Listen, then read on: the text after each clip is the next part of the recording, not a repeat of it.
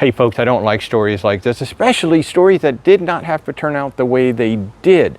But they underscore the need for a good travel advisor and really good independent travel insurance.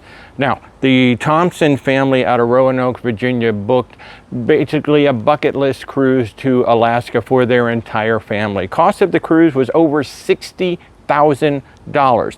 Now, they booked this directly through Norwegian Cruise Line, and they also booked the flights through Norwegian because Norwegian offers flights. Now, the first thing the family noticed was that Norwegian booked them on flights that were going to arrive in Vancouver the same day as the cruise. Now, we always say never ever do that, and they're flying all the way from Roanoke, Virginia to Vancouver with at least one stop along the way. So there's two opportunities for something to go wrong.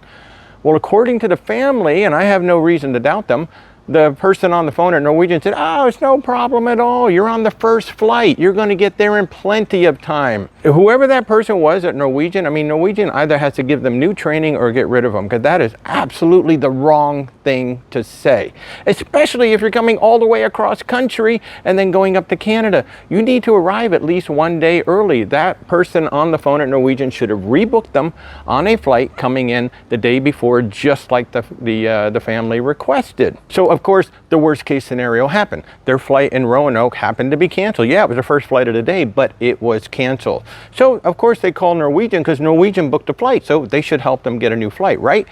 Wrong. Norwegian said, "Well, there's nothing we can do. We can't get you on a flight that's going to get out here. Go talk to Delta." I've heard great stories of other cruise line air departments actually like working like crazy to get guests onto another flight. So Norwegian, you need to work with these people to get them onto the next flight. Now, the family did get on a Delta flight, but they got to Seattle too late to get the connecting flight up to Vancouver. So they tried to get a Lyft or a ride or an Uber or something to take them to Vancouver to make it to the cruise.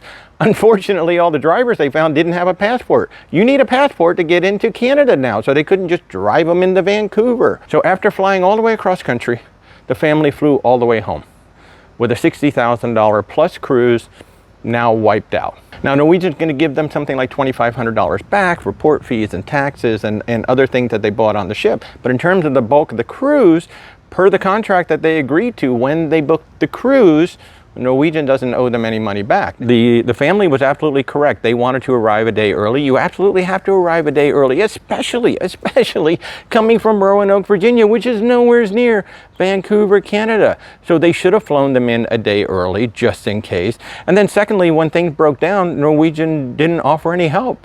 Norwegian should have been the one calling Delta and trying to arrange another flight for them. But ultimately, that never even worked anyway because they didn't make it on time. And so that's my job. This is what I hate about this. As an independent travel advisor, good independent travel advisors, and I hope I'm one of them, we advocate for you. Okay, there's no way I would have allowed a family to fly in the same day all the way from Roanoke, Virginia to Vancouver, Canada, or at least I would have fought them on it and said, "Folks, you've got to get there a day early. This is the best advice I can give you." And the other thing that I always advocate for my clients is to get really good independent travel insurance. Now, we're partnered up with Allianz Global. That's who we usually present to our clients, but there's a great website called insuremytrip.com where you can look up independent travel insurance. So folks, I'm Walter, your independent travel advisor, and whether you choose to work with me or one of the thousands of my colleagues out there, please find yourself a good travel advisor. Work with us because we build a relationship with you and we work for you. We don't work for the travel partner. Our job is to give you the best possible experience, and when things go wrong, it's our job to be there to try to help make things right. Folks, have an amazing day.